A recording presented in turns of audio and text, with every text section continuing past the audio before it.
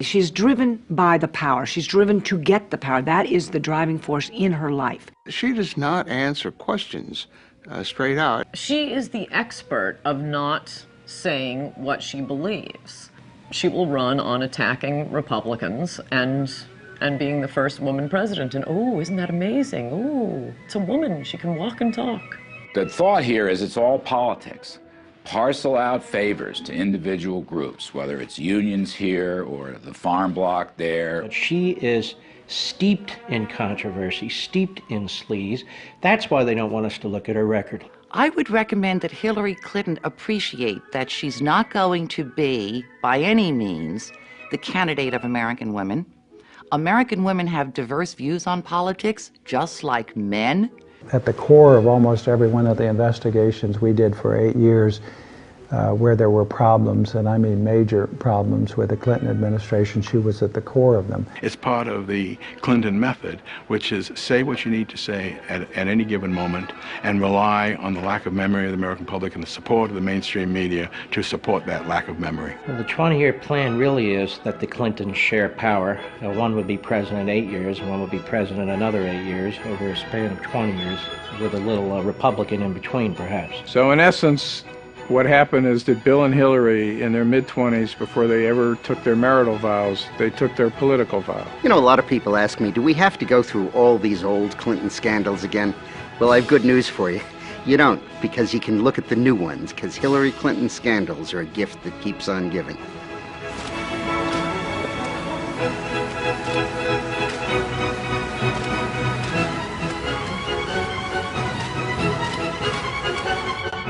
Ruthless, vindictive, Mendacious, venal, sneaky. Ideological, intolerant. Liar is a good one. Scares the hell out of me. Looks good in a pantsuit.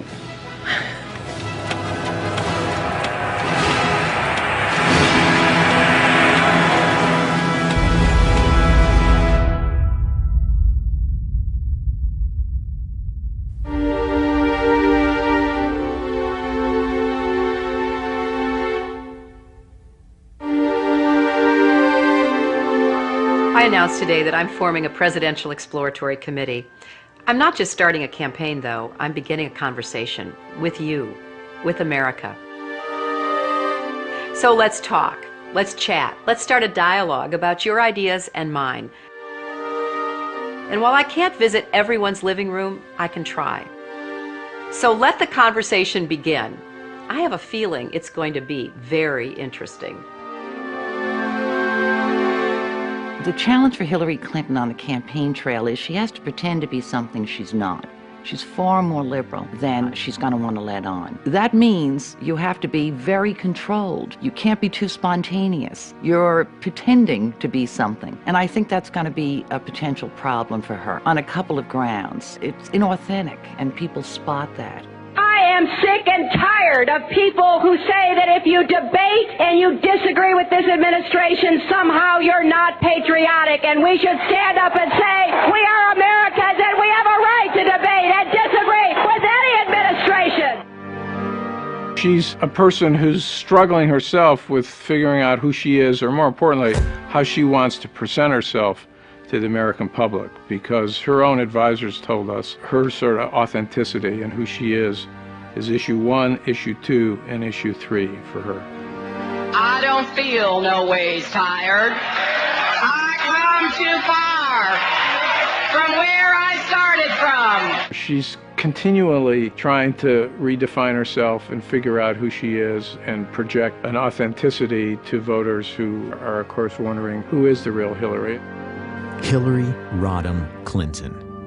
Could she become the first female president in the history of the United States? Her name is known by nearly every American, but who she really is remains largely a mystery. Hillary Clinton points to her time in the White House as a large part of her qualification for the job as president. But most of the news media has conveniently forgotten that her time as First Lady was mired in controversy. The core of the controversy is how truthful Mrs. Clinton has been in answering questions, sometimes under oath, about Whitewater and other matters. She was the first First Lady to come under criminal investigation. In both Little Rock and Washington, D.C., she was plagued by numerous scandals.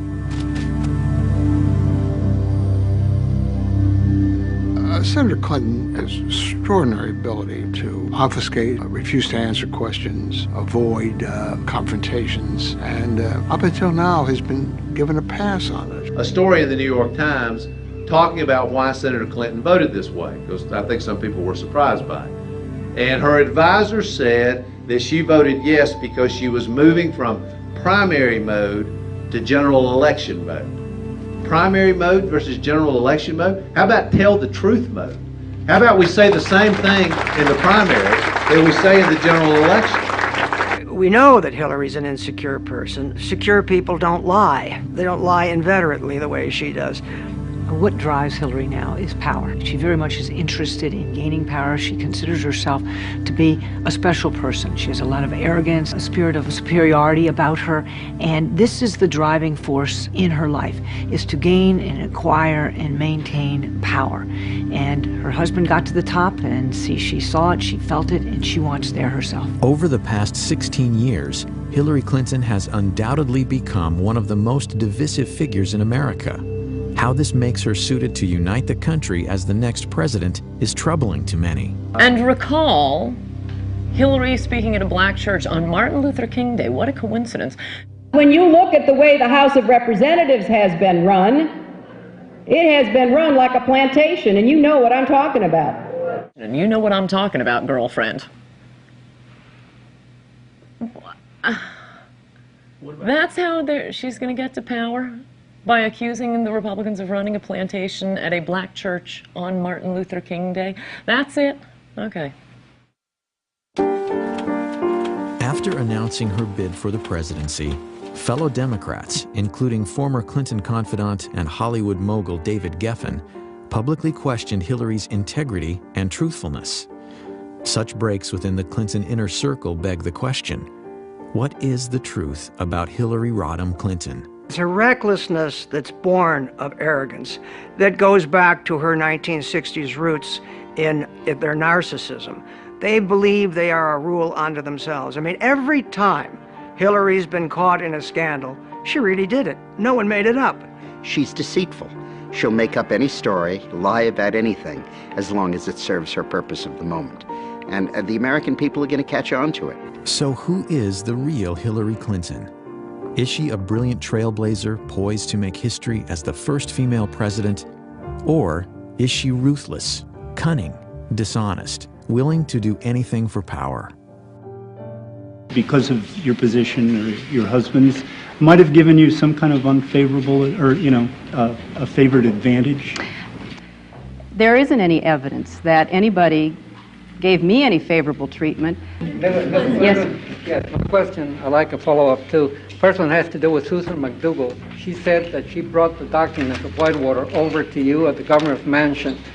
Did you receive all the documents? And if so, what became of them? Every document that we have obtained has been turned over to the special counsel, no matter where it came from. Mrs. Clinton, can you tell us what you know about stories about shredding of Whitewater documents down in Arkansas? Nothing. At the gubernatorial mansion?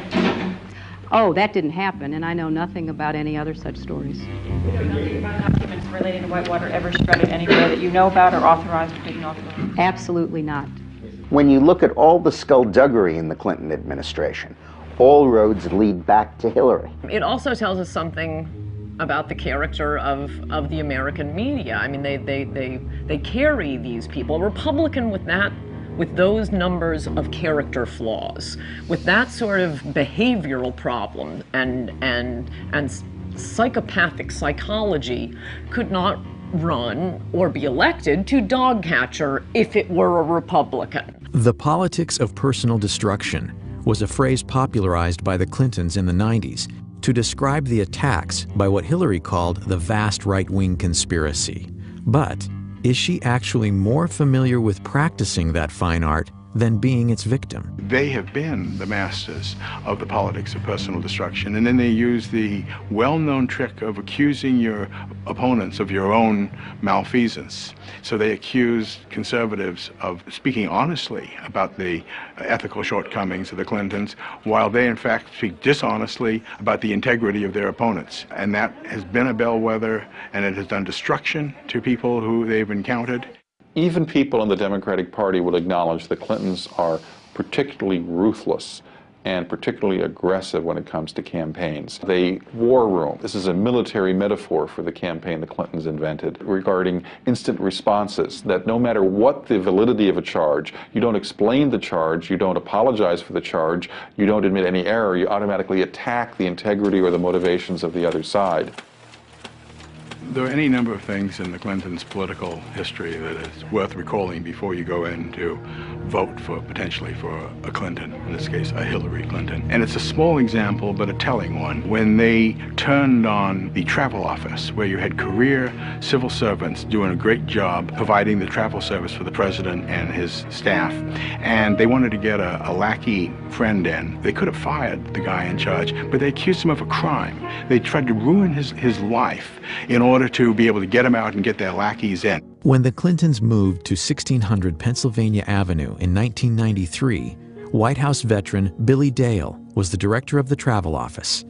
Dale had faithfully served 7 previous presidents, starting with John F. Kennedy in 1961. But Dale, who had actually voted for Clinton for president, would soon discover that business under the Clintons would not be business as usual.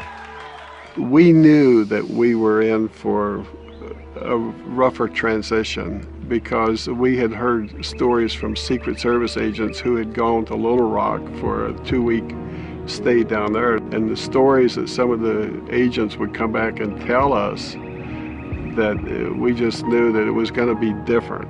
We didn't realize how different it was going to be. The new administration is free to fire anybody that they want to, but traditionally that does not happen. On the day of Clinton's inauguration, Wednesday, January 20th, 1993, Billy Dale got a call from an unknown woman indicating that Catherine Cornelius, the 24-year-old third cousin of President Clinton, would soon be working in the travel office. And I got to know who Catherine Cornelius was. She went to work in David Watkins' office, answering phones, but she never let up in her demands to take over the travel office. In the meantime, I get a telephone call from a gentleman in Ohio, and he wants to know how he can get in on some of the White House charter business. And I said, that's what I do. I arrange the charters. And he said, I know, but he says, we can make some money here. If I had made arrangements with that gentleman, I speculate that things would have been very different than as they turned out. That call was from Darnell Martins, a partner of Clinton's close friends and Hollywood producers Harry and Linda Bloodworth Thomason in a travel agency called TRM. When Congress investigated, they learned Harry Thomason had multiple conversations with First Lady Hillary Clinton about taking over the White House charters. At that time, I didn't even know who Harry Thomason was, but we have since learned that Catherine was reporting to him and he was reporting to the First Lady Hillary Clinton. As Dale says, every new president has the right to hire new travel office staff, even though no president had done so for over 30 years. But not only was Billy Dale fired, along with 6 other travel office staff members, he was also locked out of his office. But that was only the beginning. And I got accused of embezzling $14,000 that I couldn't account for because the logs were missing. At the same time, D.D. Myers is in the press room briefing the White House press corps, telling them that we were being fired for criminal misconduct and the FBI was being called in to conduct a criminal investigation. I think that they wanted to make it look like they were doing it because there was corruption over there so nobody would criticize them, because the media liked Billy Dale and the people there. Gary Aldrich was an FBI agent for 26 years, the last 5 as an agent responsible for background checks on White House staff.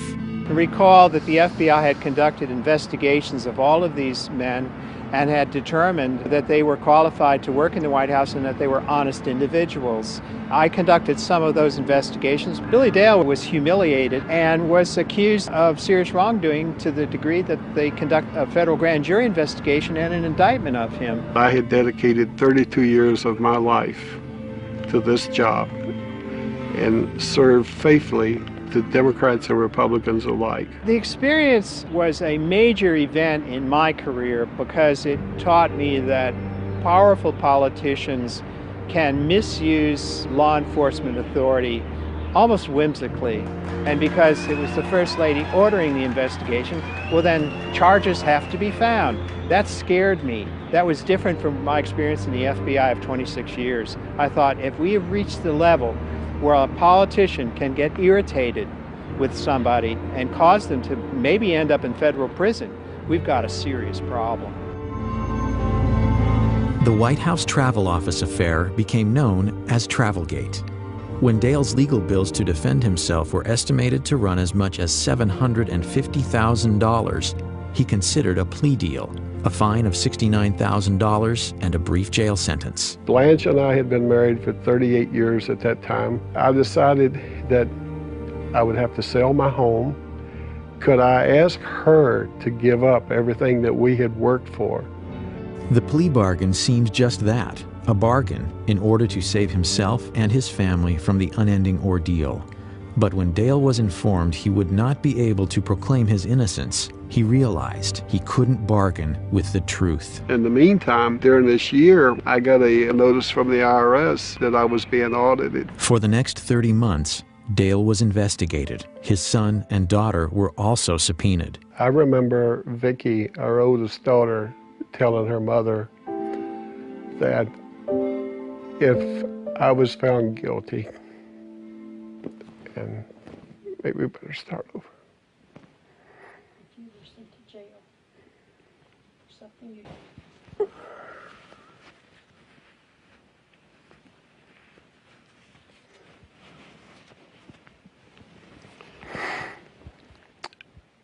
I remember during my trial, Vicki, my oldest daughter, telling her mother that if I was found guilty and had to go to jail for something that I did not do, that she didn't know if she could live in this country any longer, when the government would be responsible for doing something like that to her father.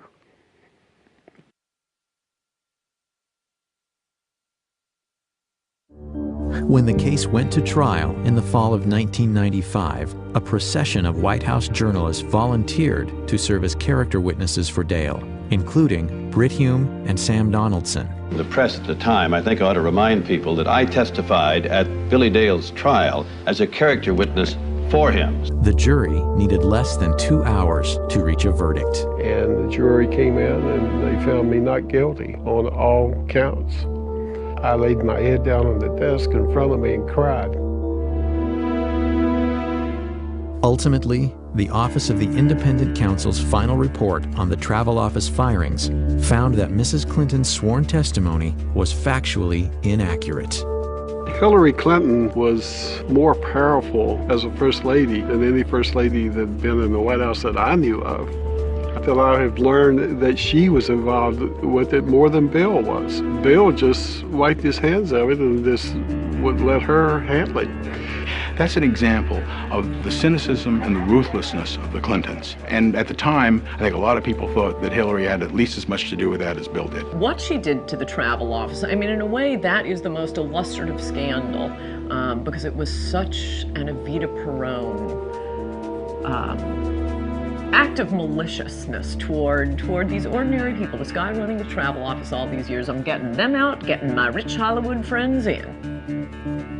It's not even the most illegal thing they did, but it is the most contemptible thing they did. Billy Dale wasn't the only victim of what some would allege to be Hillary Clinton's brutal and corrupt political machine. I would say the most important thing I would study is her conduct as First Lady, not as Senator. And her lack of sensitivity to civil liberties, of privacy, using the Internal Revenue Service, her hostility to opponents, her hardness, her meanness. The Clinton administration, almost from its first day, started using the IRS as a threat. I know a lot of tax lawyers, and they said the odds of someone like Paula Jones with her income being audited by the IRS is like being struck by lightning twice. Others would claim that using the IRS to harass political enemies was a Clinton White House specialty, one reminiscent of the strong arm of Richard Nixon. They're both very smart, very politically ruthless, very hardworking, great work habits. Some of them not complimentary, very cynical, willing to do things that are beyond the pale of proper conduct. Proper conduct would not include using private investigators to intimidate. Those allegations come from several women involved with Bill Clinton, including Jennifer Flowers, Elizabeth Ward Grayson, Paula Jones, and Kathleen Willey. The scare tactics, you know, being followed, being audited by the IRS, their homes broken into. I mean, where does it end? Clinton supporter and campaign worker Kathleen Willey was a White House volunteer who alleges that President Clinton sexually assaulted her during a meeting in the private study off the Oval Office in November of 1993. I kept thinking to myself, what in the hell is he doing? That's what I kept thinking, and which sounds silly at the time, but I was getting embarrassed for him. If that's just, you know, this is just not proper. You have to remember, this was at the time when there was a lot of speculation about his womanizing, and I was the loyal Democrat, and I would not allow myself to believe that that was true. I just thought it was all just rumor. Willey believes that Hillary Clinton was well aware of the tactics used by the Clinton White House to intimidate perceived enemies. Willey says 2 days before she was set to testify against President Clinton in the Paula Jones sexual harassment case, a stranger confronted her. We passed, and he stopped, and he said, "Hey, Kathleen, did you ever find your cat?" And then he said, rather ominously, "Yeah, that bullseye was a really nice cat." And that's what I thought, that something else was going on here. He stood back and he said, "You're just not getting the message, are you?" The Clinton attack machine immediately targeted Willey. However, there are corroborating witnesses. Jared Stern, a former Marine, later told congressional investigators he was hired to investigate Kathleen Willey during a clandestine nighttime meeting. It was late at night. He called me, asked me to meet him here in this parking garage. I met him, said he had something very important to discuss. I talked to him about it, discussed the tasking, and then I left to carry it out. Stern declines to discuss what he was hired to do, but Stern has admitted he was so uneasy about it that he called Willey, using an alias. I made a telephone call to Miss Willey.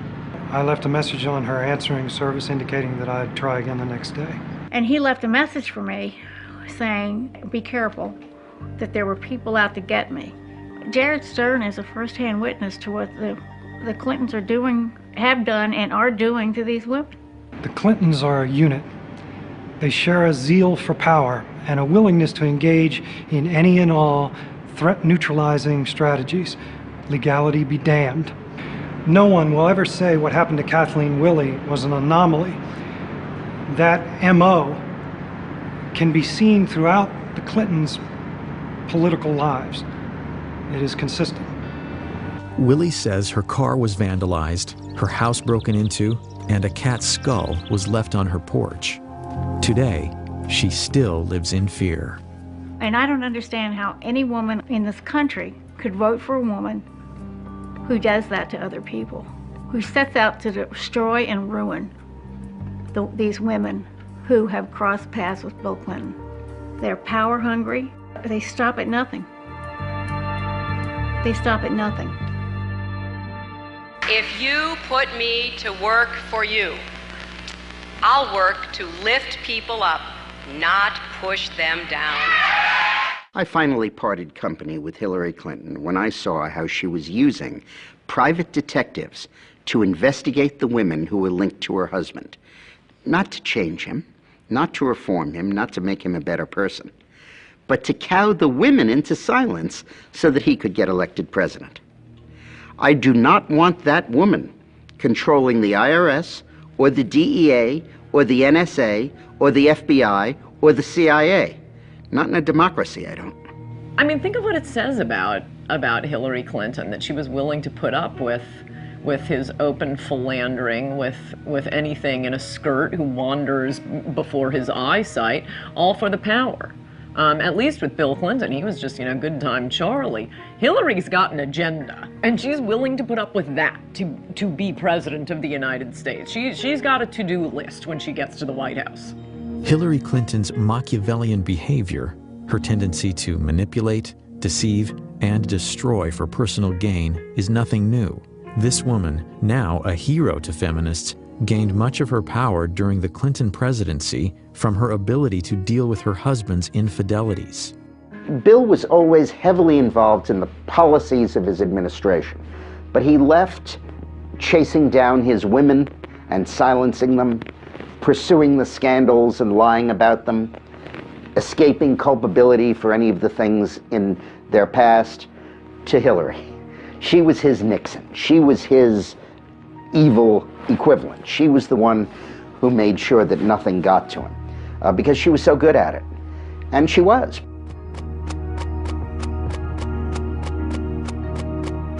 Hillary's mastery of the black arts of attack politics is often skillfully cloaked in layers of deniability.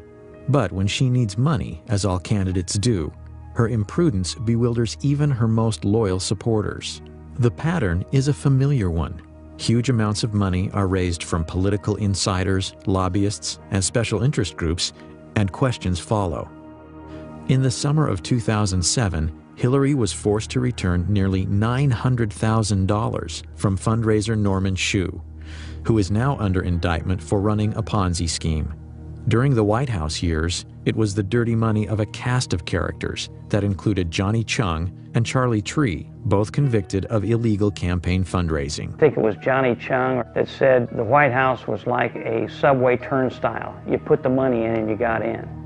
And his tokens were very large, of course. There's evidence that he collected money from a Chinese intelligence officer, and they were trying to influence our elections to gain access to decision-making powers in the United States so they would bend U.S. policy towards China. The campaign finance scandals were so extensive, 120 people either fled the country to avoid being interrogated by investigators, pled the Fifth Amendment, or otherwise avoided questions. 14 guilty pleas came out of that. This is really stunning. And it's stunning to me how the media will give her a pass and how the media pretends none of these things happen. And they accept the Hillary operatives line, which is, well, that's old news. Everybody knows about it. Let's move on. Okay, we move on. Now they're laundering money through Chinese dishwashers in Chinatown in New York. I'm a little surprised somebody in the campaign didn't flag that down and say, dishwashers, maximum contribution, or $1,000. Let's look into that a little bit. The Los Angeles Times looked into it and found that they couldn't find something like a third of these Chinatown contributors, and that they found other people who said they had no idea that they had made contributions. It looks like a clear case that somebody committed fundraising law violations, and the Clinton campaign at the least did not do due diligence to try and track that down.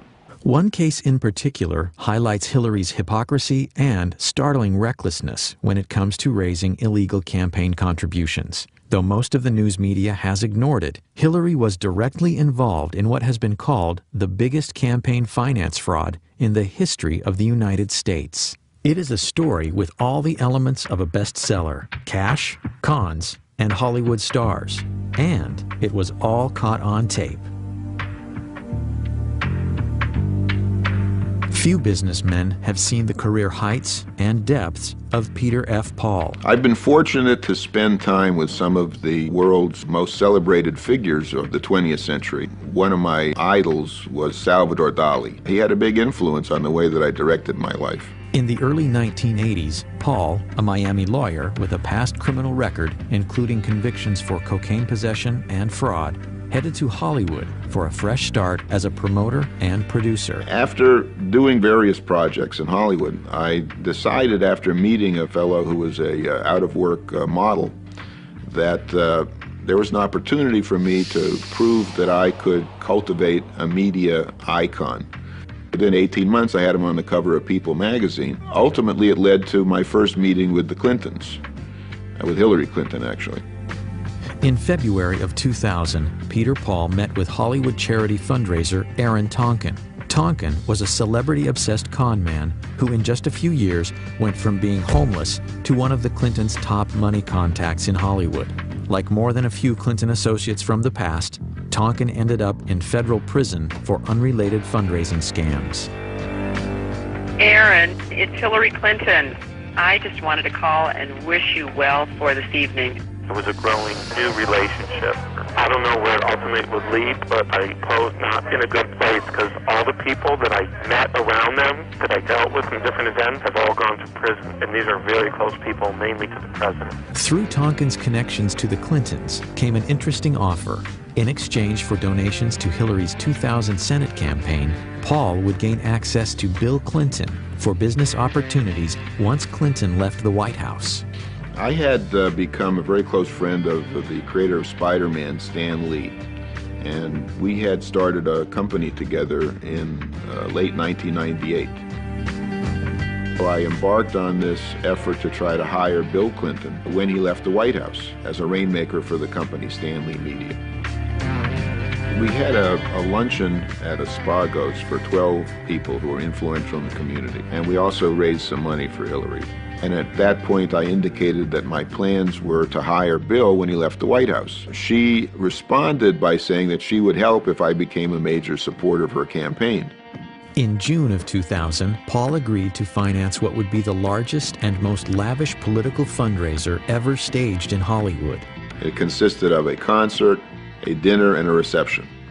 In my office on July 17th, I got a phone call from Hillary Clinton. Paul, who had a habit of videotaping many of his encounters with Hollywood or DC power players, says this tape is evidence of 2 criminal offenses committed by Senator Hillary Clinton. The tape seems to indicate Clinton's participation in the planning of the event, violating federal election statutes. I think that whatever it is you're doing, is it okay that I thank you? I think it's tremendous. No, you know what? We're having a good time trying to help out. Well, I'm very appreciative. It sounds fabulous. I got a full report from Kelly today when Hillary says she's not sure about what she can or cannot say, is she admitting that her input on the event could be illegal? I think that whatever it is you're doing, is it okay that I thank you? Hillary Clinton refers to Kelly. Kelly is Kelly Craighead, Hillary's senior staff assistant at the White House. Hillary's confirmation that she had been fully briefed on my progress and that she would be involved on a personal basis whenever needed, committing a violation of the federal election law. I know I talked with Cher, and she was just great. Just said,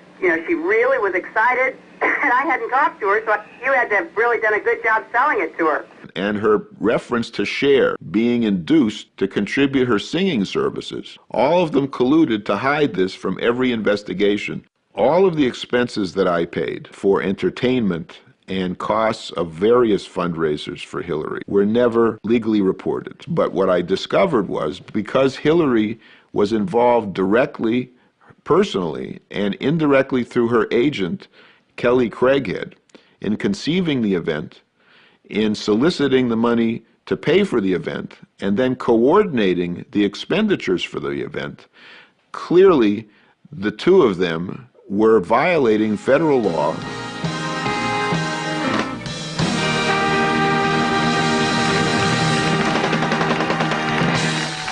Ladies and gentlemen, the chairman of Stan Lee Media, Stan Lee. I just want to welcome you all to the Hollywood salute to President William Jefferson Clinton. It was the biggest event ever produced in Hollywood for a president. Muhammad Ali, John Travolta, Brad Pitt, Shirley MacLaine, the Steenburgens, Gregory Peck, Cher, Diana Ross, Patti LaBelle, Toni Braxton, Melissa Etheridge, Sugar Ray, Michael Bolton, Paul Anka. We had over 100 stars. The entire leadership of the Democratic Party was there, and it was a magical evening. But just 2 days later, the magic was gone. The Monday after the event, I got a phone call from Ed Rendell telling me that the Washington Post was asking questions. The position that Hillary Clinton would take was that she hardly knew me and that I didn't give any money, and that if I was smart in order to maintain my deal, that I would go along with that. The Washington Post bombshell questioned Hillary's decision to associate with Paul, given his criminal past. The Clinton camp implied they weren't aware of it. I had been vetted 6 times, my house had been prepared for a presidential sleepover, and the president allowed me to put my name on 25,000 invitations. It's impossible to think that they didn't know that I had federal convictions, which anybody that uses the internet can find within 4 clicks. Peter Paul was basically paying for the entire event, and he was held at arm's length. He wasn't invited to the White House, and they did not really want to interact with him. And it never really dawned on me, because I really didn't understand those part of politics, how it works, that they do a vetting process. Amazingly, the Clintons continued to solicit money from Paul, even after publicly distancing themselves from their newfound friend. On August 24th, a fax was sent to my office on Hillary's letterhead, the Hillary Clinton for Senate letterhead, by her finance director, David Rosen, asking me to transfer $100,000 in stock. And here you have a smoking gun document, which is on her letterhead, faxed to my controller with the wiring instructions to send $100,000 worth of stock. That's illegal. When I became Hillary's biggest donor, no one made any reference to concerns about my credibility, my truthfulness, or my ability to honestly do business. You know, Hillary has no problems with me as long as I'm writing checks. From there, the Paul case takes twists and turns no screenwriter could imagine. Stan Lee Media collapses. Paul is indicted on 2 felonies in connection with trading of Stan Lee Media stock. He's arrested in Brazil by Interpol and languishes 2.5 years in a Brazilian hellhole of a prison awaiting extradition. She's never called me a liar, and she's never said that my allegations are false. What she has sworn to is that she can't remember some conversations that we had in detail. I'm not asking anybody to like me or to trust me or even to believe me. I'm asking people to look at the record that is undisputed and to come to their own conclusions regarding the suitability of Hillary Clinton to acquire the highest office in this country.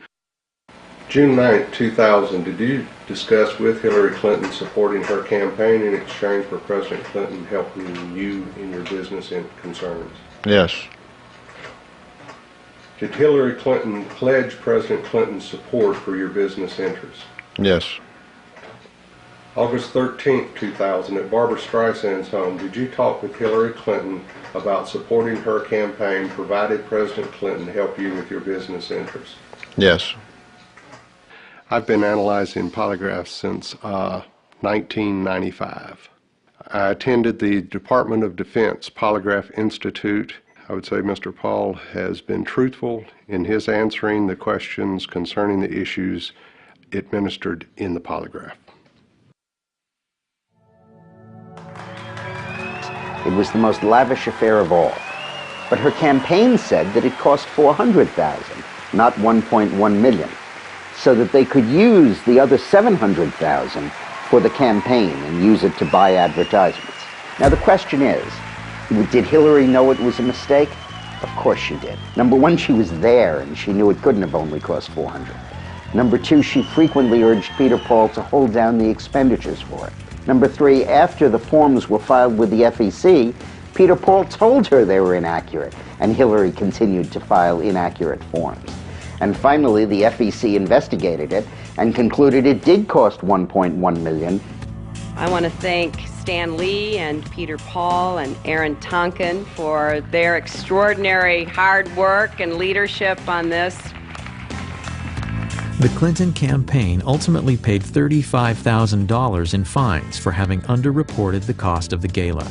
Aaron Tonkin says both Senator Clinton and her finance director, David Rosen, knew of his illegal financing schemes, including how he reimbursed celebrities who donated to Hillary's Senate campaign.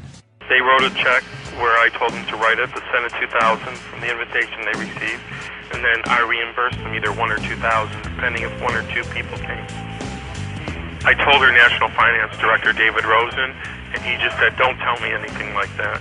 And I told the FBI. Is it possible that the senator from New York and former First Lady, the most experienced of all the candidates, was completely unaware of her finance director's dealings? Peter Paul awaits sentencing for securities fraud. He vows to spend the rest of his life trying to expose what he characterizes as Hillary's chronic pattern of corruption. Well, I think that, like William Safire said in the New York Times, Hillary's a congenital liar. Even David Geffen, who was a supporter of hers, commented on her facility with lying.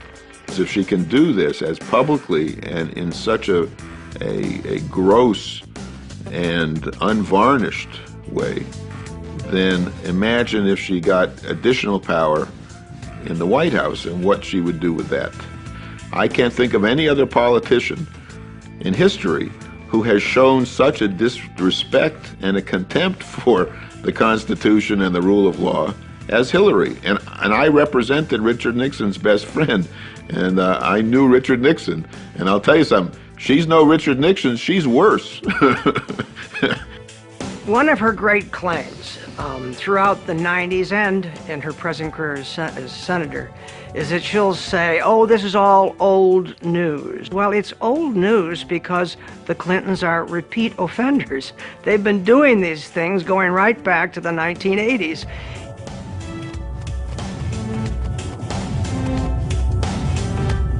As a senator, Hillary Clinton has basically done nothing of note. She's not been a leader in national security. She's not been a leader on economic issues. She's not been a leader on anything. Is Hillary really the most qualified to hit the ground running if elected president? After all, she was First Lady for 8 years and now a senator from New York. Referring to her opponents, she said, quote, "There is one job we can't afford on-the-job training for. That is the job of our next president." First Lady ever to be the first woman from the state of New York, Hillary Rodham Clinton. Hillary says we should elect her president because of her tremendous accomplishments in the United States Senate. Well, she's passed roughly 20 bills. Let me tell you what some of them were. To commemorate the 225th anniversary of the American Revolution, to express our appreciation to Alexander Hamilton, to name the Thurgood Marshall Courthouse in Lower Manhattan, to honor the men's and the women's lacrosse high school team from Syracuse High School, to express the sense of Congress that Harriet Tubman, who died over 100 years ago, should have received a federal pension. But is that the legislative gravitas and qualifications on which to elect a president of the United States? Is she kidding? During her Senate campaign, Hillary promised to create 200,000 jobs, largely to benefit economically depressed upstate New York. And if you help me get elected, I'll work day and night to put this plan in effect for the people and children of New York.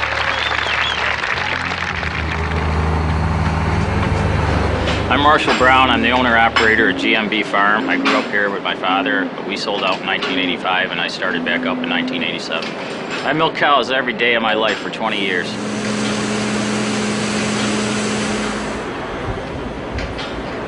Agriculture is New York State's largest industry. I don't know if Hillary was told that when she got off the plane or not.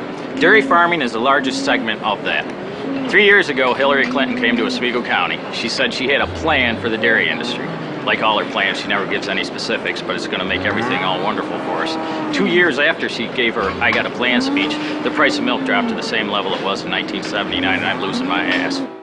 Senator Clinton's promise of 200,000 jobs for upstate New York was one of the most irresponsible statements she ever made. Because A, it proved to me that she had no clue of what was wrong with upstate New York, and B, there's no way the federal government can deliver that. Should she have made the promise? Oh, sure. That's what politicians do. That's what God put them on the earth to do, is make promises they can't keep. I don't fault her for making the promise. I fault her for making bad votes in the Senate against the very tax cuts that would have helped the state of New York. No, the Bush tax cuts were the only hope upstate New York had of competing, and if New York State wasn't so burdened by heavy taxes, heavy unionism, heavy regulatory red tape, upstate New York would be doing dramatically better. Because I do have a plan. I have an economic plan for upstate New York to try to make sure that we keep our young people here, that they can have jobs in this area, they can stay and raise their children. Between 2000 and 2006, over 1 million New Yorkers moved out of the state for economic or financial reasons. Today, in the upstate town of Clinton, New York, many of Hillary's constituents aren't pleased with their senator. Well, we certainly would like more support from her in this area. I think every business would like to see more economic support. I think that she's just a typical politician. Whatever the surveys show she should be doing, she's doing. She tends to spend most of her time downstate. That's where the votes are primarily, and sometimes we feel forgotten up here.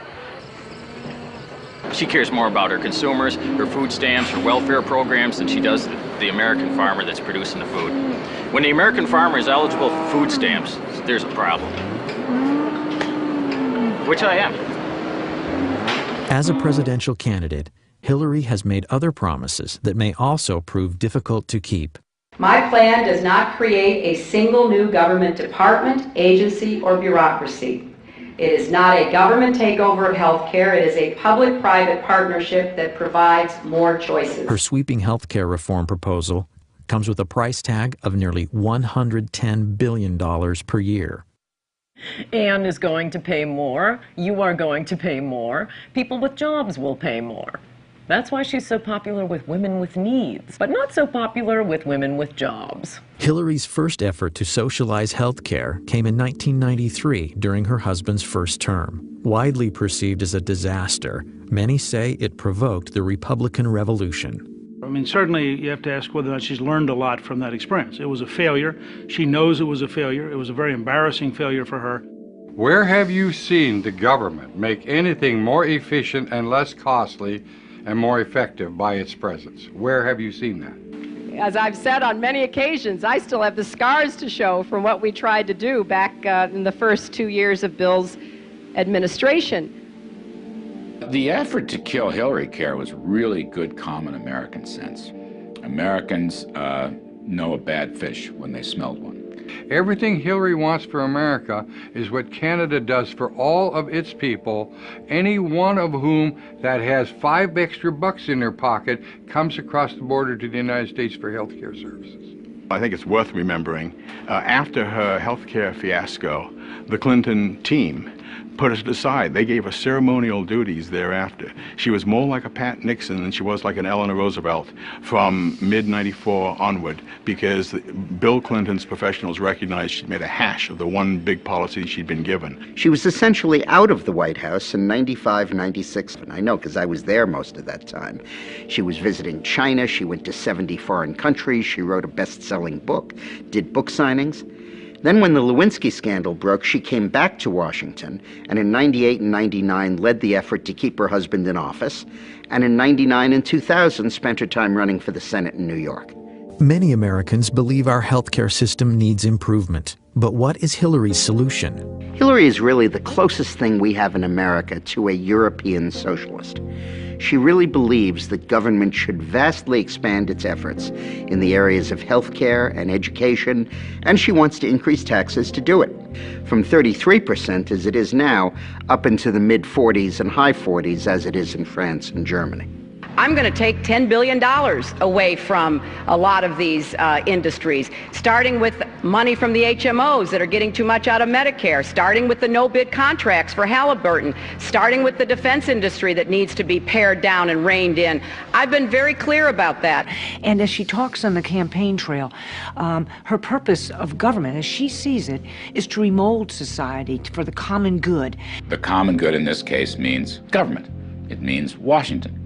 She wants government to be in control. She wants government to direct the economy. The other day, the oil companies reported the highest profits in the history of the world.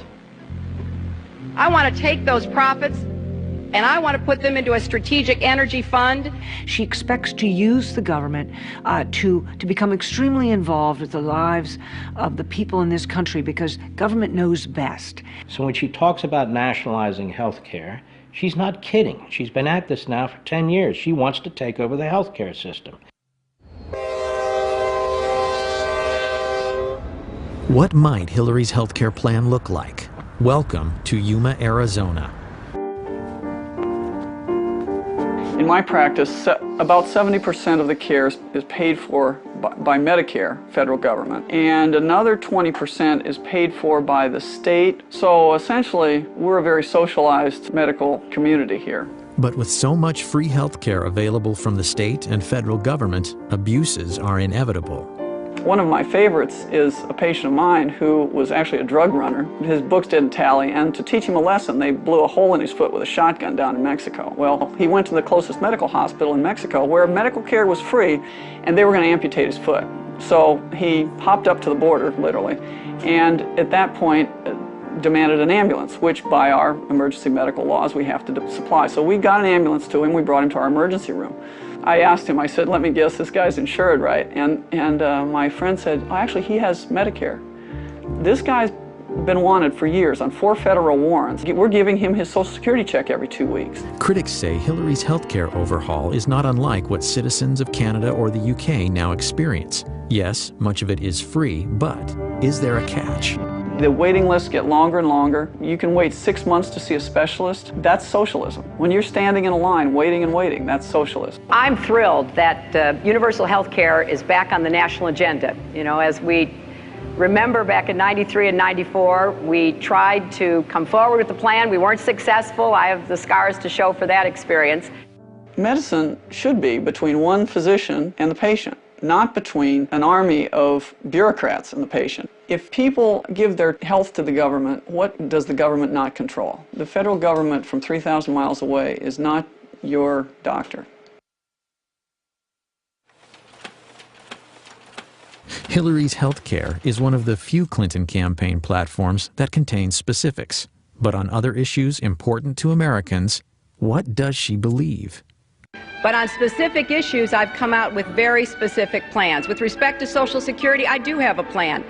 But personally, I am not going to be advocating any specific fix until I am seriously approaching fiscal responsibility. Do you, the New York Senator Hillary Clinton, support the New York governor's plan to give illegal immigrants a driver's license? I did not say that it should be done, but I certainly recognize why Governor Spitzer is trying to do it. No. You said yes. No. You thought it made sense to do it. No, I didn't, Chris. It makes a lot of sense. What is the governor supposed to do? Do I think this is the best thing for any governor to do? No. Obviously, she hadn't been coached on. And if she's not coached, she's, despite the fact that she's intelligent, she is so insecure and so loathes the give and take of real politics that she just seizes up. And she sure seized up when those questions were asked her. You know, finally, for the first time, everyone talks about, well, Hillary talks about how, oh, they were so mean to her, they were so mean to her. All that happened in that debate was that, I think it was Tim Russert in that debate, engaged in the old journalistic practice of the follow-up question. That's all it took, and, you know, all hell breaks loose because Hillary's asked to actually tell us what your position is. You know, it raises the question, can you withstand the criticism in the way that any president has to? Because there's going to be a lot of it for any president at any time, even the most propitious times. And if you're going to whine about people complaining about you, that doesn't suggest presidential stature or character. I can support the president. I can support an action against Saddam Hussein because I think it's in the long-term interests of our national security. If I had been president in 2003, I never would have started this war. And if it is still going on when I am president in 2009, I will end it. I was one who supported giving President Bush the authority, if necessary, to use force against Saddam Hussein. I believe that that was the right vote. If I had been president in October of 2002, I would have never asked for authority to divert our attention from Afghanistan to Iraq, and I certainly would never have started this war. So it is with conviction that I support this resolution as being in the best interests of our nation, and it is a vote that says clearly to Saddam Hussein, this is your last chance. Disarm or be disarmed. I stand for ending the war in Iraq, bringing our troops home. We're going to have troops remaining there guarding our embassy. We may have a continuing training mission, and we may have a mission against al-Qaeda in Iraq. There's one Hillary who says, I'm going to bring the troops home right away when I'm elected president. Another Hillary who says, I'm going to keep troops in Iraq indefinitely. One of these two women is lying. I think she did that as long as she thought that it was still politically advantageous to support the war effort. Once 2006 kicked in and the war became quite unpopular, at least for a while, then she started moving to the anti-war position, reversing her positions which she held only months before. Not because her heart was full of pacifistic leftist tendencies, because she thought it was the politically expedient way to go. Flip-flopping on a driver's license is one thing, but words do matter, particularly when they impact the lives of our soldiers and their families. He loved being a Marine. He looked me square in the eye and he just said to me,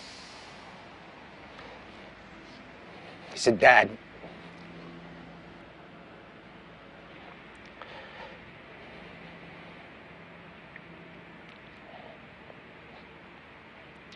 he said, Dad, what could be better, what could be more honorable than to serve your country? It was at that point where he became my hero. In January of 2007, Senator Clinton visited Iraq. While there, she did an interview with ABC News, stating, I don't know that the American people or the Congress at this point believe this mission can work. And in the absence of a commitment that is backed up by actions from the Iraqi government, why should we believe it? Because I was in Baghdad at that time, and we talked about that. I'm thinking, what the heck goes through the minds of our military that are out on those front lines, the Ramadi, the Fallujahs, out walking the streets of Baghdad, Hadifas, and throughout Iraq, putting their life on the line every single day and hearing something like that. It's just so demoralizing. Robert Buzz Patterson served as the president's senior military aide in the Clinton White House.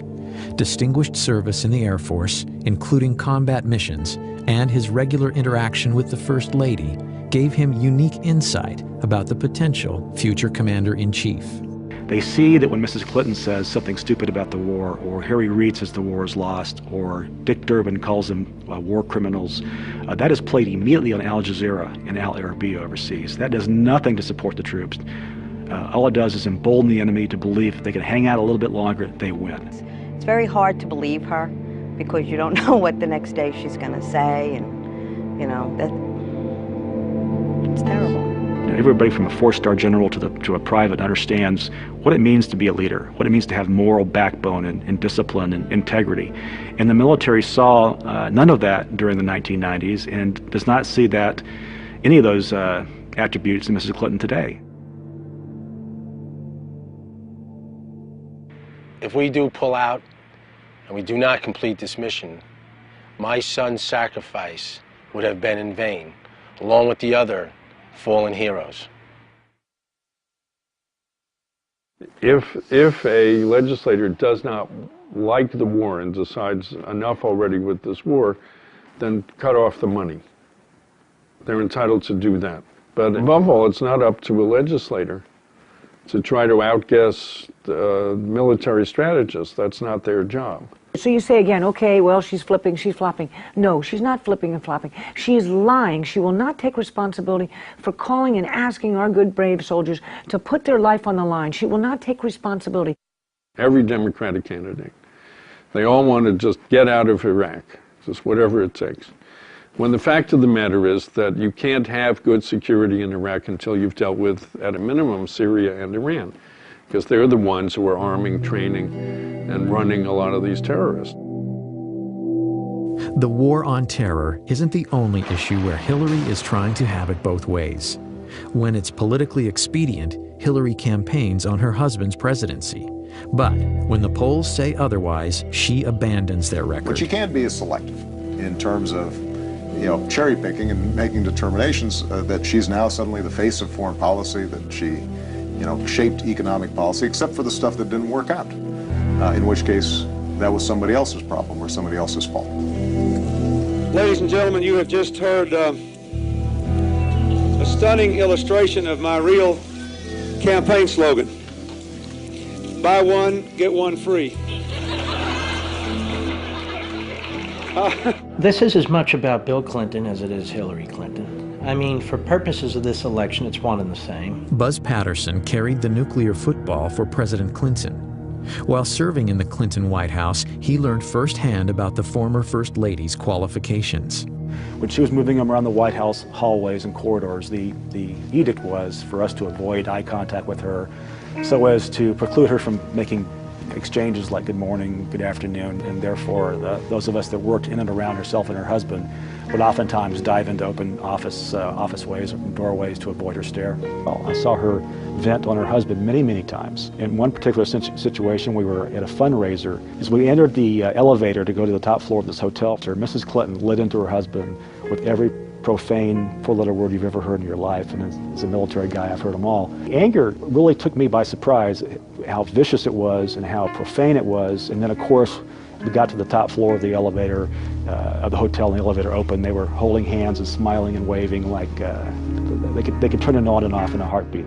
Both Clintons are well aware the war on terror could be the key issue in Hillary's run for the presidency. Both have been quick to fault the Bush administration for failing to prevent the 9/11 attacks, while absolving the Clinton White House of any missed opportunities. There were many times, 8 to 10 that I'm aware of, in the 1990s, that we had a chance as a country to capture bin Laden or to kill him, 8 to 10. And every time we had a viable opportunity, Clinton chose not to pull the trigger. And I'm certain that if my husband and his national security team had been shown a classified report entitled Bin Laden Determined to Attack Inside the United States, he would have taken it more seriously than history suggests it was taken by our current president and his national security team. Patterson says that's laughable. He says President Clinton was briefed by multiple U.S. intelligence agencies of al-Qaeda plans to attack the United States. We knew about the potential. Nick specifically pointed to the possibility of using hijacked airliners into the Pentagon, CIA headquarters, and it also talked about New York City.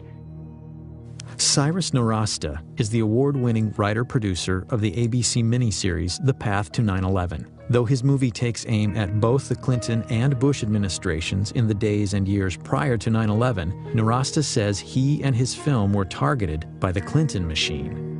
There was a huge coordinated campaign to discredit the movie and me and get Disney ABC to pull or recut the movie. In the weeks just prior to air, Nowrasteh's home address and email were posted on various pro-Clinton websites. I got death threats at my house, I got hate mail, and they set about basically trying to destroy us and stop this thing from airing. Intimidation included 5 senators led by Harry Reid sending a letter to Disney ABC threatening to revoke their station licenses if they didn't pull or recut the movie. You gotta understand, these phone calls, the threats on the internet, these bloggers, all of these people out there, none of them had seen the movie. This was all political spin, and it was generated by ex-President Clinton from his offices in Harlem, where he met with all of these bloggers to specifically discuss countermeasures against the ABC broadcast, The Path to 9/11, and how they could get it pulled from the air. Disney ended up cutting about 3 minutes from the over 5 hours of the broadcast. So I'm going to show that to you now.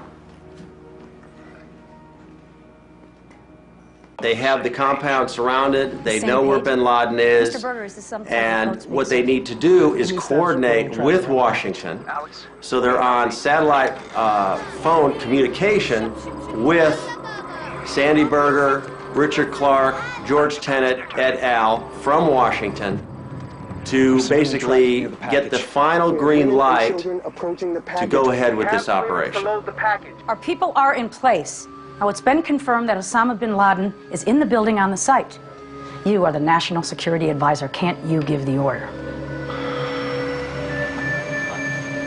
Look, George, if you feel confident, you can present your recommendation to the president yourself. So if it all goes bad, it comes down on my head, like Janet Reno in Waco. The buck stops down the hall.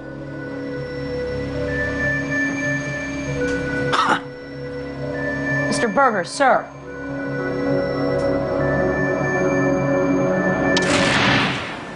Unbelievable. Did they abort us? Yes. It's shocking that ABC would bow down to Bill Clinton on the path to 9/11. It's shocking that Bill Clinton would ask. You can't imagine Walter Mondale doing that. I don't even think you could imagine Jimmy Carter doing that. President Clinton has said he never got that close to getting Osama bin Laden. But national security experts have said on the record that the path to 9/11 was accurate. The path to 9/11 got it right. That's why they were upset. We exposed the hot button truth that they've been trying to bury for years. The $40 million project was a rating smash with nearly 28 million viewers. It later received 7 Emmy nominations. But if you want to catch The Path to 9/11 on DVD, you can't. ABC Disney won't release it. Why would they pass up millions of dollars in DVD revenue? I think the initial attacks were really about President Clinton's legacy. However, now, a year later, with the DVD being suppressed, I think it has become about Hillary's run for the White House. All I can say is what the exec at ABC told me, which is if Hillary wasn't running, this wouldn't be a problem. Hi, Mr. Berger. How are you doing? All right, buddy. I have just a brief statement. Last year, when I was in the archives reviewing documents, I made an honest mistake. It is one that I deeply regret. Former Clinton National Security Advisor Sandy Berger pled guilty to stealing and destroying highly classified documents from the National Archives and lying to investigators. I might say it seems Sandy walked out of the National Archives with some PBDs in his BVDs and some classified docs in his socks. I was surprised and astonished when I learned that he had taken documents out of the National Archives, stuffed them in his socks. I have written that the only reason Berger might have done this was at the behest of Bill Clinton or someone of similar stature who wanted information or, single copies of unique copies removed from the archives. The papers reportedly revealed Clinton's response regarding the Millennium Bomb plot and Sudan's offer to turn over bin Laden in 1996. But because Sandy Berger destroyed these critical secret documents, the American people may never know the truth about these events or the Clinton administration and 9/11. The documents that he stole pertain specifically to the sequence in the miniseries that they were upset about. I believe they are criminally guilty of distorting history.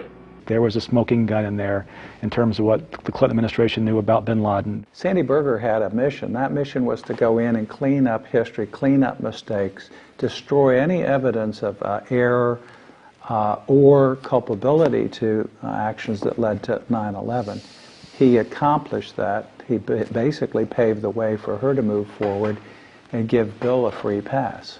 I mean, it's that simple. Sandy Berger was fined, lost his security clearance for 3 years, and was disgraced, especially in Washington. But he has resurfaced. Reportedly, Berger is now an advisor to the presidential campaign of Hillary Rodham Clinton.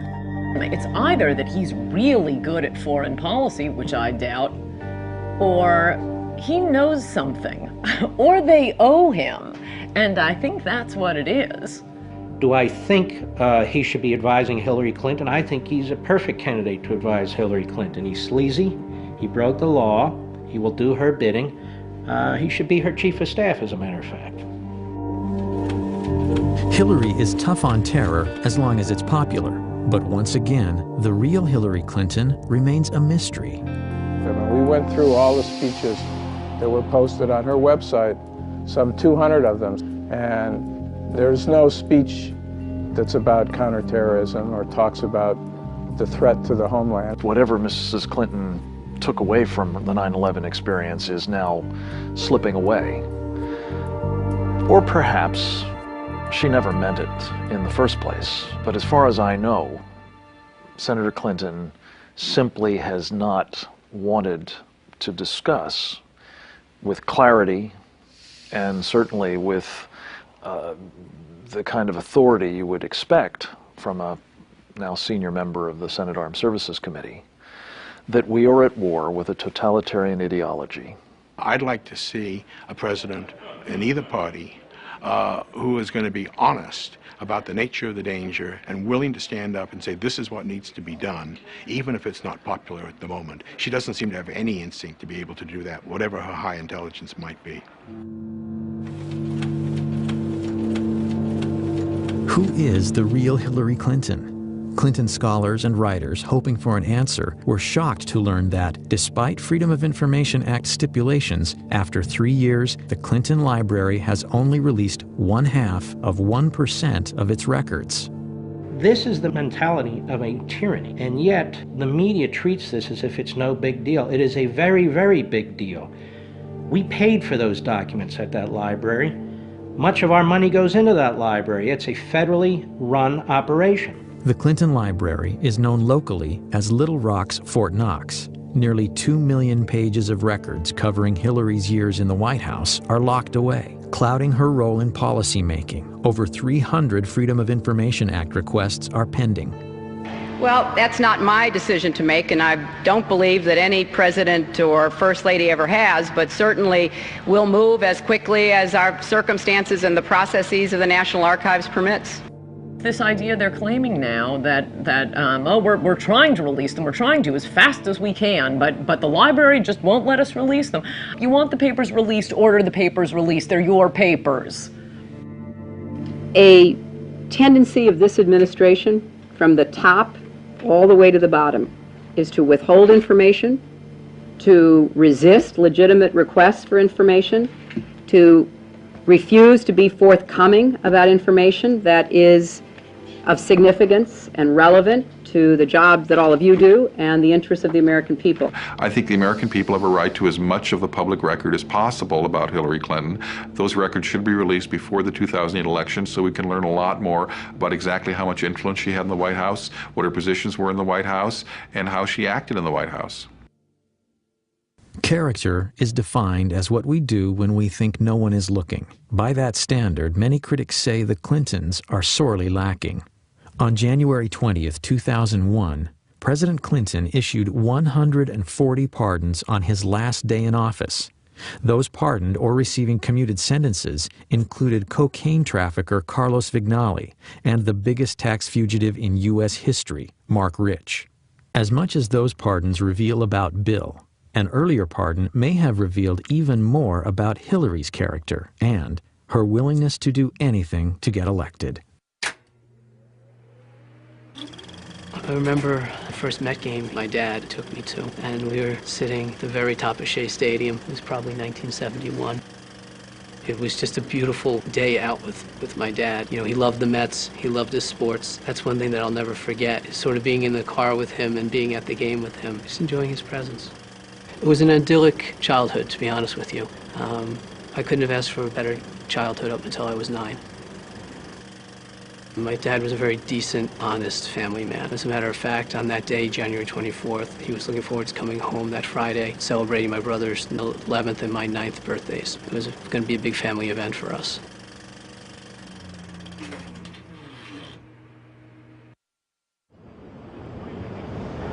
Fraunces Tavern has an extraordinary place in American history. It's where the Sons of Liberty met. It's where George Washington bid farewell to his officers at the end of the Revolutionary War. And it's also the place where Frank Connor, my father, was murdered in 1975. On January 24th, 1975, I was working as surveillance on the west side of Manhattan, and the sirens started to go off. Just an endless stream of fire trucks, police vehicles going down to the southern end of Manhattan. A short time later, turning on a radio, easy to find out that there had been a bombing at Fraunces Tavern. Nobody dreamt that this was a daytime bombing of a restaurant in New York City in the United States of America, because it simply was not the sort of thing that happened in America. The senseless bombing had been perpetrated by what was arguably the most active terrorist organization in U.S. history, the FALN. But in 1975, the FALN was a newly formed, previously unheard of organization that through deadly violence advocated complete independence for Puerto Rico. I kept hoping and thinking that maybe he's under rubble trying to get through and there's a mistake. It really didn't happen, that he was okay. My mom says now that all she wanted to do was run. She wanted to run out the door and keep running. I remember I was a little tiny 9-year-old, and I was one of the guys that picked me up, and I was sort of punching him in the back, not knowing how to react to something like that.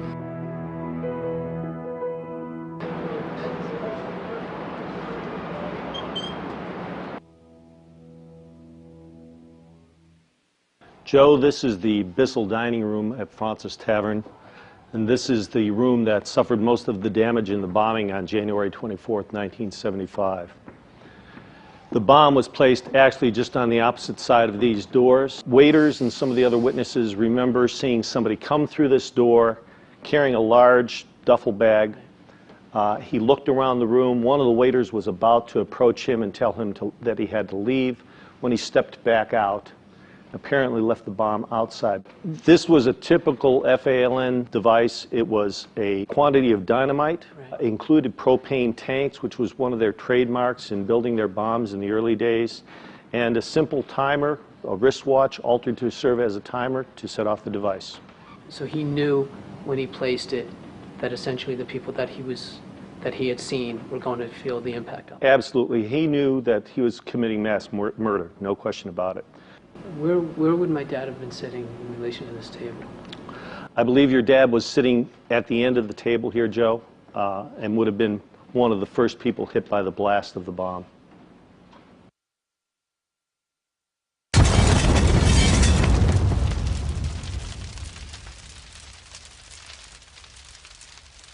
Joe, the bomb being just outside this door here, when it functioned, much of the blast came, of course, through into this room, knocking down this door, and that shock wave would have taken everything in the room and just made missiles out of it.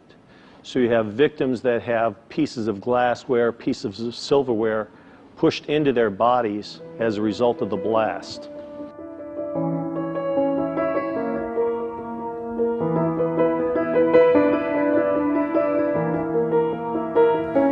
Do we know why they chose the time, the place, the day? The communique that they left said that they were trying to kill capitalist, imperialist pigs in Fraunces Tavern, and specifically cites Fraunces as being the target. 4 died, and more than 50 were injured. It was a typical FALN operation, one of over 130 bombings between 1974 and 1983.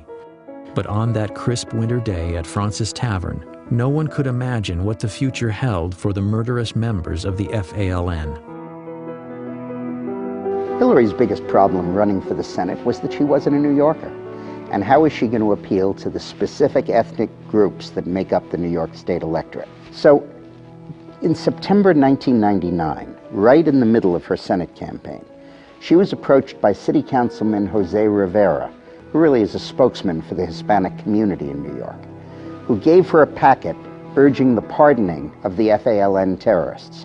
And included in the packet was a letter to Hillary asking her to use her influence on her husband to get these pardons granted. And 2 days later, they were. Freedom came today for most of the 14 Puerto Ricans who accepted President Clinton's controversial gift of clemency. 11 of them, who describe themselves as nationalists, some others describe them as terrorists, were released from federal prisons around the country. It made no sense. Not one of the incarcerated FALN terrorists had requested clemency or had expressed any remorse. In fact, Prior to that action, the Clinton administration had granted clemency in just 3 cases out of over 3,000 applications, according to the Office of the Pardon Attorney at the Justice Department. It was putting a political agenda of the Clintons above my father's life. Sandy Berger appeared on television a day or two after the pardons were granted, or after the clemency was granted, and stated that these people were not personally involved in violence. That's simply not the fact. In this case, these people were convicted of planting 36 bombs in Chicago. If that's nonviolence, then Mr. Berger's dictionary is a little bit different than mine is. The Department of Justice received a memo from the FBI saying that under no circumstances should these people be released. The President of the United States, who had access to all this information, ignored the facts of the matter. You have to ask yourself, who benefited from this besides the terrorists themselves? It's my view that have concluded the only other person that could have benefited from this was Hillary Clinton. The Senate, on a 95-2 vote, later denounced President Clinton's FALN clemency. Candidate Clinton claims she is the most experienced. Her husband claimed she was intimately involved in his administration, and yet Hillary said publicly she had, quote, no involvement in or prior knowledge of the decision. Obviously she knew about it. Obviously she asked Bill to do the pardons. And obviously when she says she knows nothing about it, she's not telling the truth.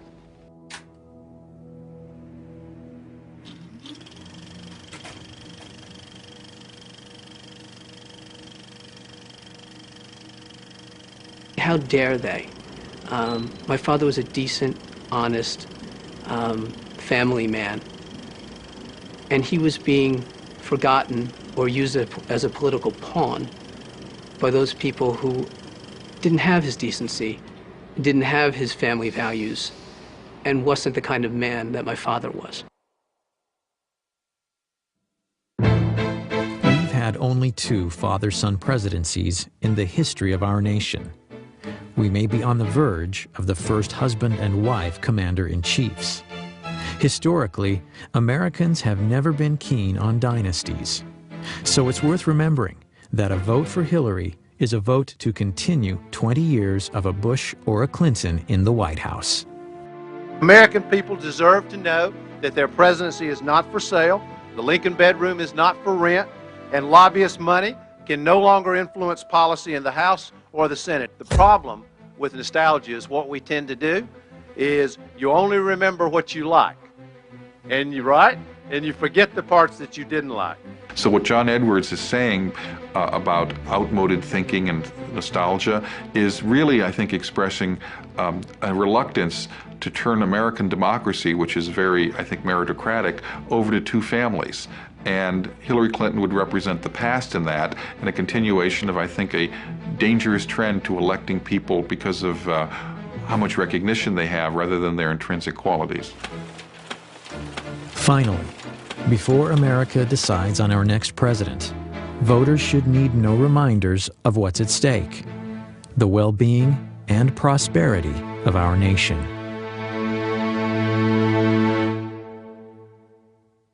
We uncovered a radio show that Eleanor Roosevelt, her heroine, did in 1934. Eleanor Roosevelt was asked during the show, when will a woman become president? Her answer, when a majority of the American people have trust and confidence in the integrity of her. And that's the challenge that Hillary faces. It's been said, and I agree with it, that this is the most personal political choice that Americans make. We're very interested in their personality traits, their person that they could trust, that they would like. That's where I think Hillary Clinton as a candidate has great defects. She's not accountable. She'll never be accountable personally for anything that she does. And her personality is such that she believes that the end justifies the means, no matter what those means are. If she weren't married to Bill Clinton, what is there that she has accomplished in her life that would lead you to believe that she should become the most powerful person in the country?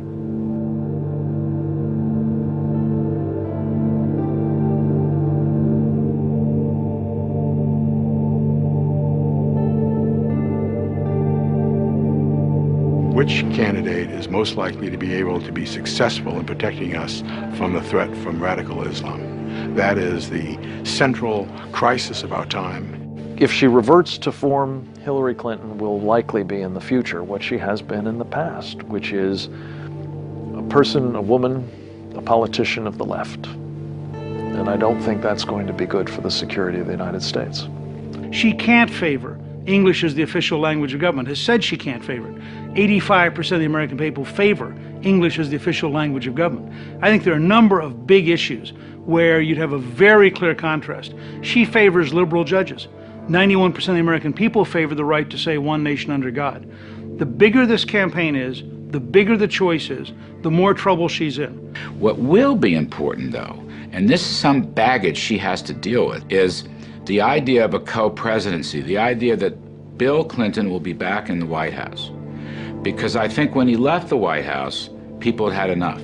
I can't imagine that Americans want to go back to the 90s and the country being dragged into this ugly, dysfunctional family drama. I certainly don't see Hillary Clinton as someone who can unify the country. President Bush didn't. I don't think she would either.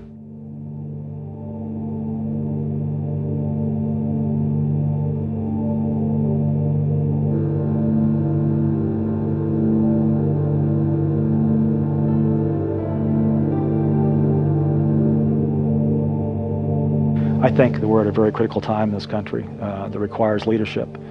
And I can tell you, beyond a shadow of a doubt, that Hillary Clinton I know is not equipped, not qualified to be our commander-in-chief. This vote comes down to one thing: liberty. Do you believe in liberty or don't you? Economic liberty, free speech, protecting our borders, protecting our country from terrorism. The issue is liberty. You know, on January 20th, 2009, someone will stand on the steps of the Capitol and raise his or her hand to take the oath of office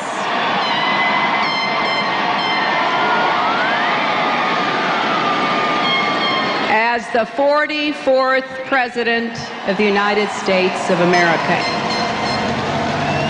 We must never underestimate this woman.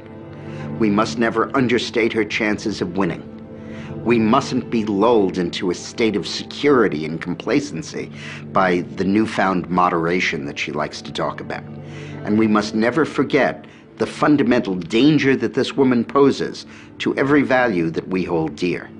You see, I know her.